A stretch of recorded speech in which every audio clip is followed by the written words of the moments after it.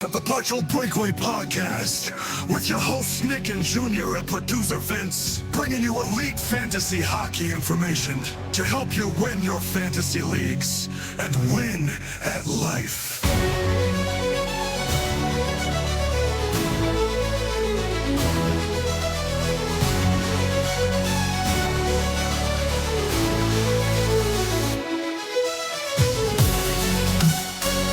Episode 178 of the Partial Breakaway Fantasy Hockey Podcast. I'm co-host Junior, accompanied by co-host Nick and producer Vince, and we are the Partial Breakaway Fantasy Hockey Podcast. Together again for another team preview, the Los Angeles Kings. I mean, this division really sucks. Well, they really have some really good teams, and then they just have some really bad teams. Like, I feel there's no mediocre teams. You're right.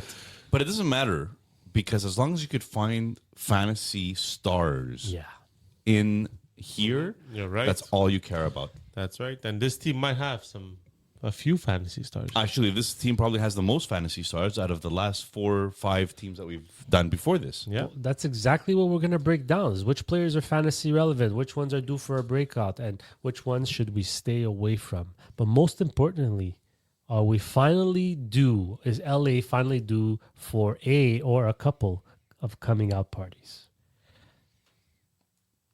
Breakout candidates, basically. I just didn't want to repeat it. But before all that, let me remind you to follow us on our social media platforms, X, Instagram, TikTok, at Partial Break Pod. Like and subscribe on YouTube, and leave us a review on all audio podcast platforms, Spotify, Apple Podcasts, iHeartRadio, you name it, you'll find us. We're there. When he started saying about the coming out, I thought he was talking about a closet, Oh. which is okay. We're okay with that. You know, it's there's no problem. Low blow. But yeah, let's go with our off-season recap. Not that there's anything wrong with that. Not that there's anything wrong with that. All right, let's start with the offseason recap of the Los Angeles Kings. First and foremost, we have a new head coach. Peter Laviolette is back behind the bench and in LA. Who's out? Well, it's Anze Kopitar, Andrei Kuzmenko, and Olivier Joseph. Who's in Eric Holla, Matt Zuccarello, and Corey Perry. He's back. Yeah, he's back. He started there last year, left, and now is back. This probably is the oldest team in the NHL. It's pretty pathetic. Last year, let's take a look at their team stats last year. Their record was 35, 27, and 20 for 20th best in the National Hockey League. Goals for 29th worst, 225 goals. Goals against, not bad, 12th in the league, 247 goals against. Power play, they ranked 27th in the league with only 17.2% efficiency.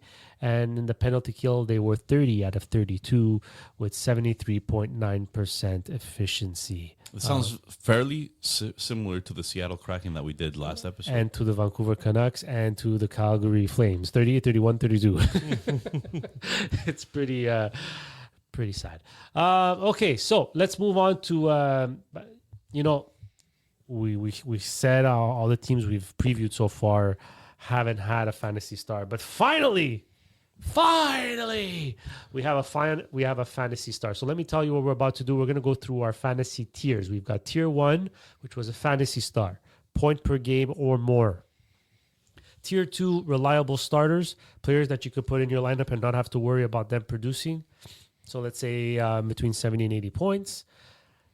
Tier 3, supporting cast. We're not going to start mentioning names. Supporting cast is players that help fill the gaps in your team. So like they're your final starting roster spots that'll help just give you enough of a cushion. The streamers are guys that are going to catch fire, lightning in a bottle, like Nick likes to say, that you pick up quick on the trigger on the waiver wire and can help you out throughout the year. And lastly, tier 5, the avoid category. Players to absolutely avoid in fantasy hockey. Let's start with our first fantasy star of the team preview, Artemi Panarin. Nick.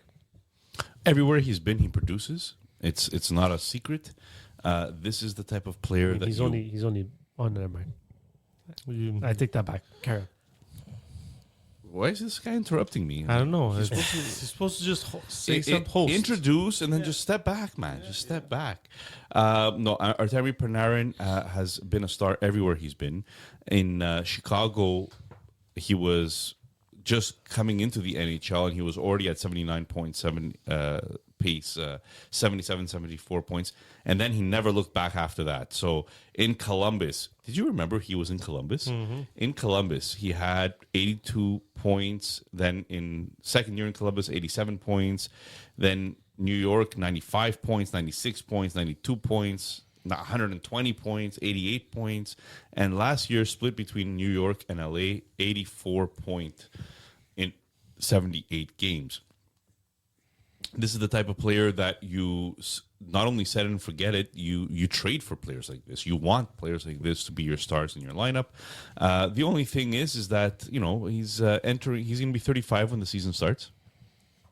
Okay, I don't see necessarily him taking a step back, but you have to keep that in mind as well. He might not hit exactly those 120 points again, but I think in LA he has a very good chance of being point per game again. And he has a familiar face behind the bench. That's right. And somebody that I believe he was asked what he thought about this coach during the interview processes, and he gave him a ringing endorsement. Peter Laviolette being the new coach of LA, and those Peter Laviolette teams, the first year that he's in, they do very well. Yeah, it's after that they start falling apart. But yeah, I like Panarin. Well, he's the only one in our Fantasy Star. The second player and the only player in Tier 2, which is like flirting with Fantasy Star relevance, is Adrian Kempe. Vince, why can he be a point-per-game player this year? I know he's flirted with it. He came really close, but never quite a point-per-game player. Well, last year he had the best contract per player he went. Yeah, he was at $5 million. Now with his new contract at 10.6. A little steeper, but compared to other contracts that are being signed, not so bad in the cap league.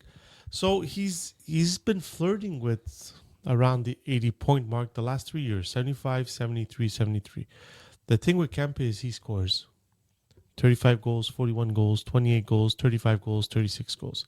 So it's almost an automatic 30 to 35 goals, which, like we keep on explaining, usually fantasy leagues goals are always a little more have a little more leverage than assists or anywhere else.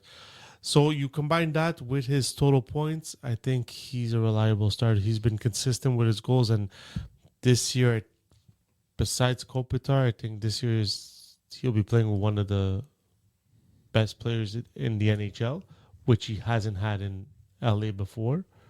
So I expect. And Kopitar was never a high point producer, right? He was a star, but not really like a fantasy star. Kopitar was a Patrice Bergeron, made his teammates so much better because defensively he was so reliable. So his teammates could take the extra risk knowing that he would have their back. Like I'm curious, with Panarin setting up Adrian Kempe, are we looking at a 40-goal player again? Like I think so. Well, look. The power play was a what, Junior? Sorry. Like, the power play is not going to be 30th in the league or 28th. Not with Panarin there the whole year. Not with Panarin there the whole year. Like, their power play was 27. I mean, that's getting better this year. Well, that's what I was going to touch on is Adrian Kempe, out of his 73 points and 36 goals, only 4 goals were on the power play. Only 12 points on the power play. For a guy who's so prominent like him and so effective and productive, that with Panarin should go up. So I'm with you guys. I think 40 is very possible here. It's not really a bold take, eh? Like when we all agree like this, it feels like it's not the best kept secret. But if you are listening to our podcast and you didn't realize that this change is happening, now you know. Now you know. We do the research for you. Well, look, we kind of put like the 1 plus the 1, and then we make it equal 3. Speaking of 3, let's go to Tier 3, the supporting cast, where we got 3 players. The team here is number 3, if you haven't noticed. Tier 3 supporting cast. We've got 3 players: Quinton Byfield, Brandt Clarke, Kevin Fiala. Vince, let's start with you. Quinton Byfield. Does he start as a supporting cast and end up as a reliable starter? I feel like we've been asking this question for the last 2 to 3 years. Is this the year? Is this the year? And maybe don't. I don't know if you want to elaborate too much on it because I know we'll touch on it later. But So I was listening to Eric Bernstein, who follows and he had this say when he was on one of the episodes saying, this year for Byfield, it's either a what was it? This is great podcasting. Yeah, I had it and then I lost it. I'll get it back. so he had 24 goals, 25 assists, 49 points in 79 games last year. He's been stagnant. That's the problem with Byfield right now is he's been stagnant point-wise with the 56, 55, 51. He hasn't pushed over that threshold. He is 23 years old. Nick, you have your threshold at 24. So I think this year could be a really big step for Byfield, especially that Kopitar is not there. Well, I think he knows Kopitar is not there this year, and he knows the team is really relying on him this year to take a step forward. Now, the question is he going to be top line with Panarin and Kempe, or is he going to be playing second line center, right? Like, different websites have different outlooks, and it's normal because we just don't know with this current coach what he's going to choose to do. So Daily Faceoff has Byfield as the top center, whereas Puckpedia has Kempe as the top center and Byfield centering the second line. So it's going to be interesting to see in camp where he goes. All this to say, though, I actually believe that he's going to still be on the top power play. And he's going to get every opportunity to produce. It'll be interesting to see what a new coach does because last year they finally gave him more responsibility. He was playing 20 minutes a game as opposed to 18, but not quite cracking the 50% of the power play threshold, right? He's still under 50% on the power play. So we'll know a little more come training camp. Definitely safe as a supporting cast. For sure. So Bernstein's thing was this year it's either a Byfield or a bust field. That's what he was saying. That was cute. I know. This whole time for that. That's what I was looking at. Yeah. All right. Okay, the other player, Nick, Brant Clarke, coming off a new contract. Oh, I'm so excited about this player. Decently this year. Not a bad contract actually. I don't have it. Is it 7.6 or something? Right now I have Clarke at 7.4. 7. All right, so I'm going to say this story often. Brant Clarke was like this huge crush that my best man has been talking about forever, which is Johnny Mavrukis. So he's been talking about this guy forever. And I think this year he's finally getting a chance. And again, we're not sure because we don't have Laviolette there. Right, we don't know what Laviolette's going to do, but Doughty sounds like he's going to be taking a step back, and Clarke probably taking a step forward on the power play. So we believe Brant Clarke has the opportunity here to improve on those 13 power play points that he had last year, and possibly hit a 50-point pace as opposed to the 40 points that he had last year. Honestly, if he doesn't get that chance, the fans should riot. No, but he will because Ali has already come out and said they are not re-signing Drew Doughty. So if you're not re-signing Drew Doughty, there's no way you give Drew Doughty PP1 here. Well, the coach decides that, not the GM. I'm pretty sure they spoke to the coach about. Well, guys, Drew Doughty only had 37% of the power play last year, so like it was still Brant Clarke. Yeah, I don't see like. But no Panarin. This has to be one of the most pathetic blue lines in the league. Well, okay. All right. Guys, Mikey Anderson. He's a reliable, First pairing guy, I don't know. Drew Doughty, 37 years old. At some point during the season, he's going to be 37. Joel Edmondson just turned 33 years old. He's got a back of a 90-year-old. Brant Clarke, lone bright spot. Brian Dumoulin, going to be 35 at some point this season. And Cody freaking Ceci. Who got 9 points in 82 damn games last year. Like, come on. Like, yeah, but come on. The biggest difference. And they signed Eric Gustafsson. The biggest difference for Clarke is that there's a Panarin on the power play right now. There's someone there. So By the way, the Gustafsson and Edmondson sound very much like a Bergevin advisor. yeah, Yeah, well, he's not Picks. there anymore, is he? No, I don't think so. Yeah, but so, I mean, this is Brian Clark's blue line. I think we all agree with that. And Yeah, I so he agree. should have all the opportunity and deployment in the world. Yeah. I think Laviolette is a pretty smart coach for that. Lastly, Kevin Fiala. Huge, unfortunate injury playing with Switzerland at the Olympics. Was having a pretty decent season. Vince, he's going to be ready for camp. So that's not going to be in question.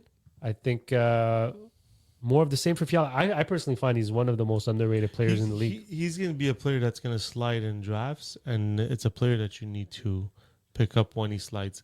He's a 30-goal scorer. I mean, 23 in 69 games, 29 goals in 82, 35 in 81, 18 in 56, and he also gets you points. I mean, he had, before last year's injury, he had 85, 72, 73, and 60 points. So, and this is all with two of them with LA. So he's a go-getter. For a small guy, he likes to go into the dirty corners. He likes to go retrieve the puck. He's 6 foot. He's not small. Well, Average. yeah, but he likes to go get the puck in the dirty corners. Doesn't shy away from the physical game. So I think he can be a really, really good pickup if he drops in your draft. What he does really, really well is shoot the puck.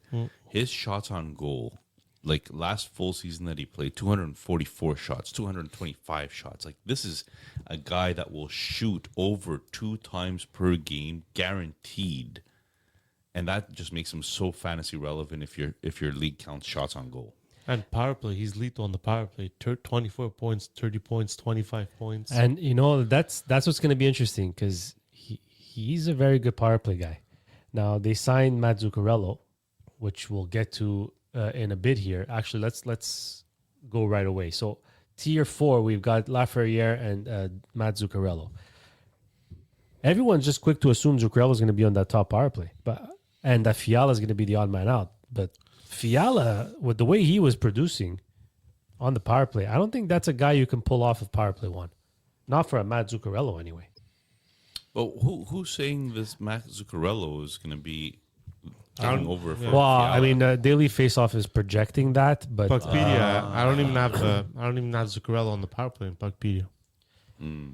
Yeah, so I think Kevin Fiala absolutely is the top power play guy that they have with Kempe and Byfield and Panarin and Clarke. That, to me, that makes a lot of sense. Yeah. that's a pretty damn good power Look, play. Laviolette might say, I want two power plays to split time because I'm old and think dinosaur way of thinking. But, you never know.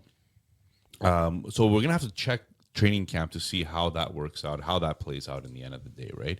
But Zuccarello, going back to Zuccarello was one of Kaprizov's favorite players to play with. They had such good chemistry that at some points there was rumblings in Minnesota that they had too good of a chemistry and they were looking for each other only, and the other guy, Eriksson Ek, or whoever was centering, never got to touch the puck. So I'm very curious to see what Zuccarello could do. He's still an elite playmaking winger. He could still set up players, and if he plays with Fiala, whereas Panarin plays with Kempe, now you could see how this is coming about, right? You could see the pass to the shot in the back of the net, and hoping that one of the sensors touches the puck once in a while too. And Laferriere, I mean, he's 42 points, 44 points in the last 2 years. He's a streamer. He'll get his opportunity on the top 6.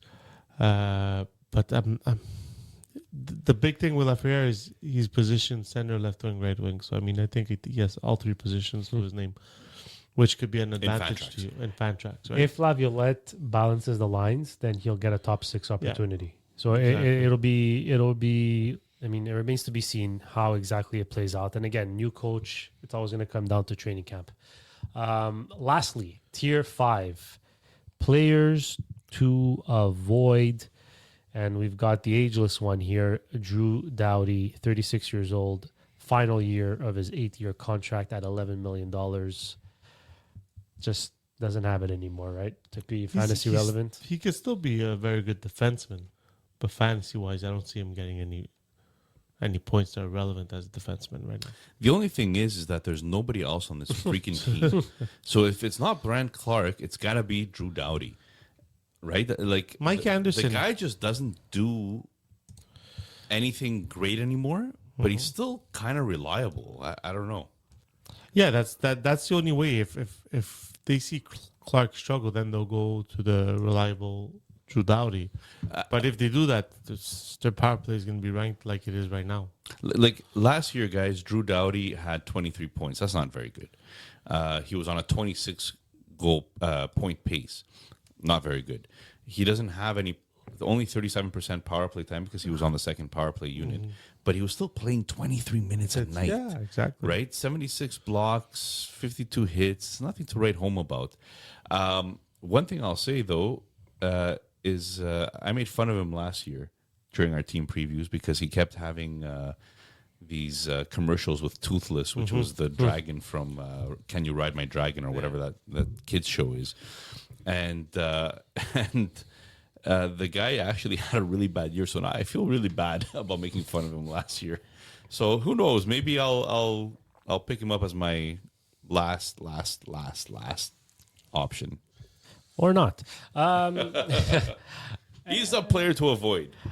All right. Well, someone not to avoid is DraftKings, which is our sponsor. So it all comes down to this, the off season, where teams tune up, do some fine tuning to improve and be better to get to the Lord Stanley, if you will.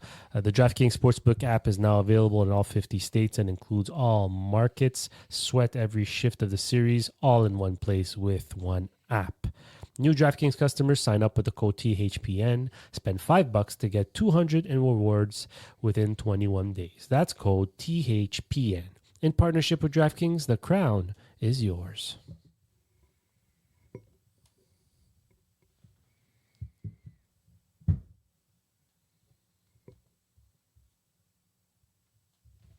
Call 888-789-7777 or visit ccpg.org. On behalf of Boot Hill Casino in Kansas, that text pass-through may apply in Illinois. 21 and over. Void in Ontario. Event contract trading with DraftKings predictions involves risk of loss. Sportsbook bonus bets expire in 7 days. $50 in predictions dollars issued weekly for 3 weeks expire in 1 year. Redeem one non-withdrawable reward. Availability varies. Predictions offer void in New York. Ends June 28. Terms at dkng.co/audio.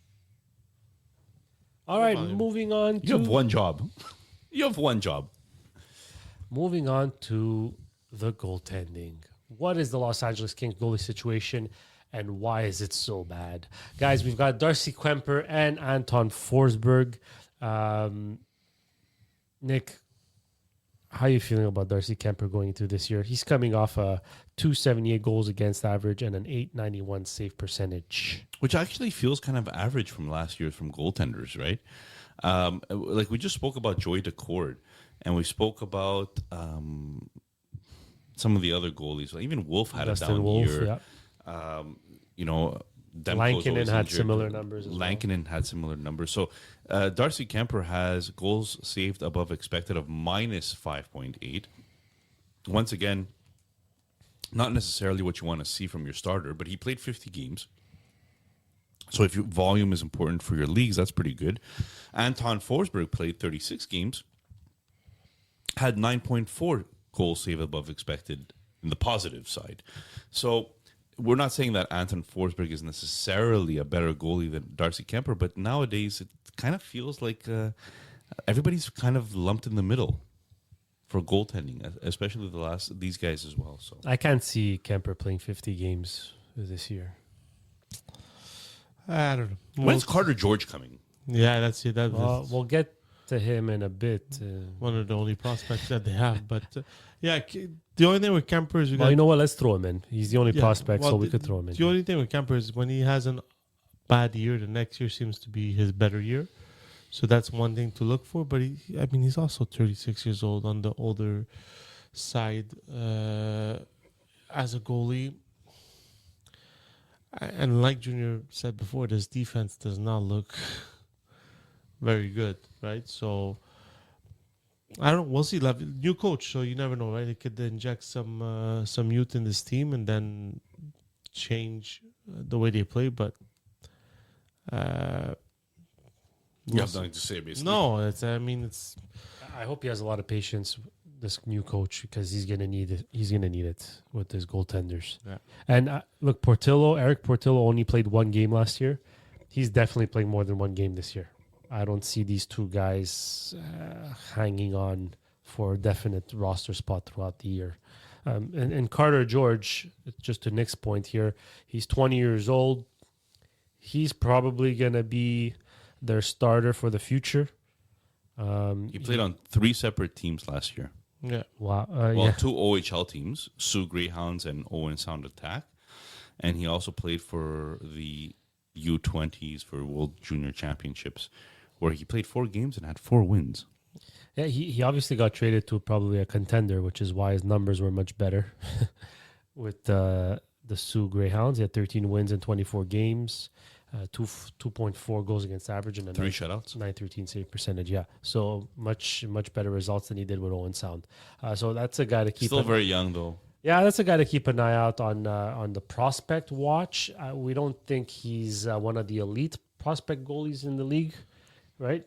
But hard they're to so tell. It's hard to voodoo say, that it's really a hard position to project. So he's the only prospect that we even have to talk about? Yeah, well, they had Liam Greentree, but they traded him for Panarin, and that's pretty much all they have. You can talk a little bit about Henry Brushkowitz. I don't know if I said that right. Brushkevich. Like bruschetta, you know? And they have CH. Well, Eric Portillo, he's not really a prospect No, he's anymore. 26 now. He's going to be in the league, but honestly, it's slim pickings for LA. Brushkowicz was 19 goals, 35 assists, 54 points in 59 games played with the OHL London Knights. According to Dauber Frozen Tools and of Dauber Prospects, he's got a prospect upside of 7 on 10 and a prospect certainty of 60%. You guys remember Scott Perunovic? Yeah. He used to be somebody that everybody had a lot of high hopes for. Do you know he's already 28 years old? No, Perunovic? Really? Yeah. And this is how we He's get off topic. 27.9 years old. Wow. Yeah. Oh, there's Elton Hermanson that they drafted this year that actually looks very, very good. And he signed his entry-level contract, by the way. Interesting. Yeah. So he's somebody that I could see in the future being a point getter, plays left wing, right wing for their future. But yeah, nobody else really to talk about. Yeah, maybe Cohen Zimmer, but anyways, now we're really pulling. Yeah. All right. So Next up, a little love to the cap leagues. why a little love? Why do you guys keep saying that? We're, like, Because- our 'cause podcast no- is meant for All right, cap leagues. so we're showing love to cap leagues, and there's a couple of contracts here that will benefit fantasy GMs. I think. Vince, tell us about. You know what you spoke about him before. Let's talk about. Let's have Nick mention Quinton Byfield. 4 years, 6.25 million AAV.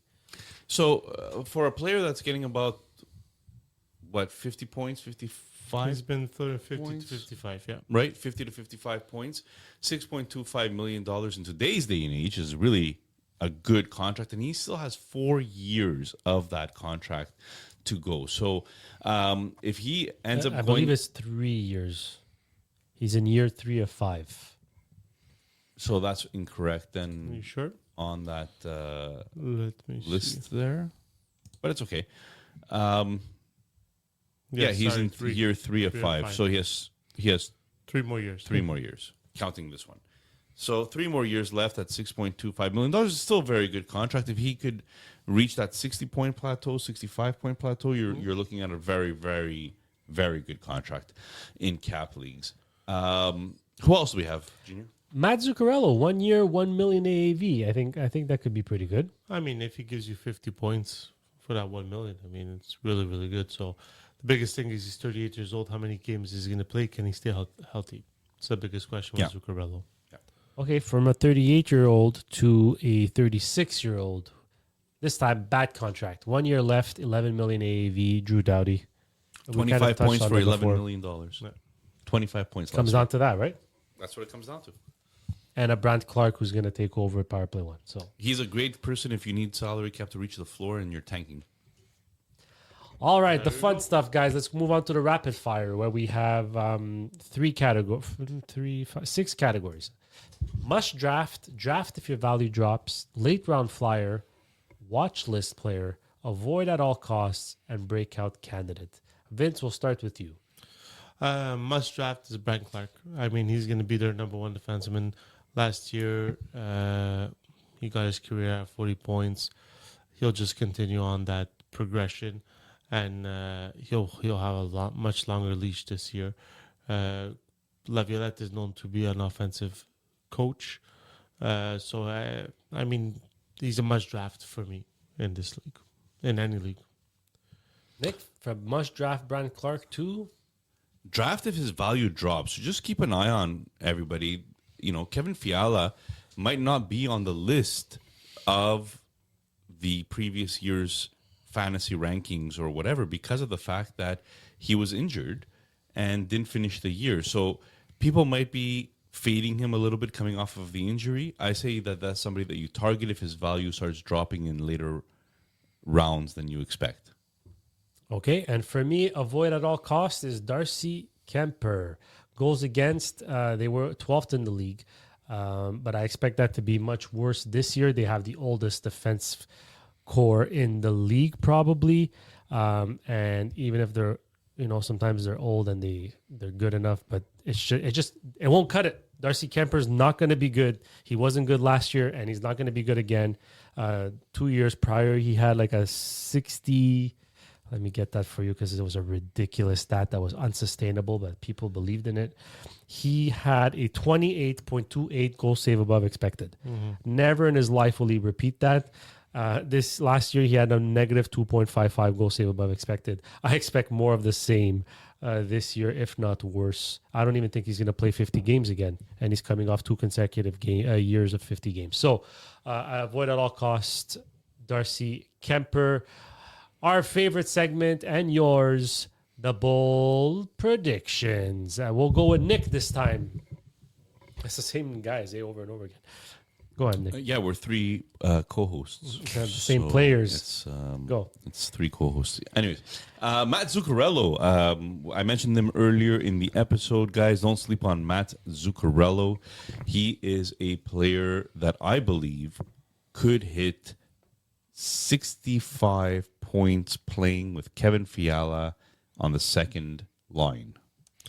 This year, you either Byfield or Bustfield. So I'm all in on Byfield. 70 plus points this year. No Kopitar. A coach who likes the offense. So I think this will help him a lot. I'm going with a player who's going to become a fantasy star. Adrian Kempe will score 40 goals and be a point-per-game player this year for the LA Kings. And that wraps up yet another team preview. Do they make the playoffs this year like they did last year? No chance in hell. Nick? I think they make it. Mind you, their division is so bad. Their division is so bad, I think they make it. They can finish. Well, mind you, there's still... I don't think so. You guys. have Edmonton, Vegas, then you have San Jose and Anaheim. San Jose is low-key going to maybe make the playoffs this year, but I think LA and San Jose are going to be the ones battling for that last playoff spot. I think LA is waiting for next year to make a big splash. I think they already did with Panarin. Yeah, but I think their second big splash next year. They have all kinds of cap space with Doughty off the books. Yeah, but who's available as a free agent? They can go. They have nothing to trade, that's for sure. They're going to get Gretzky again. I mean, McDavid. There you go. From Edmonton. Nick said it. All right, sorry, what are they trading for that? Don't worry about it. Cash. IOUs. Future considerations. Have a good night, peeps. Have a good night, everybody. Peace.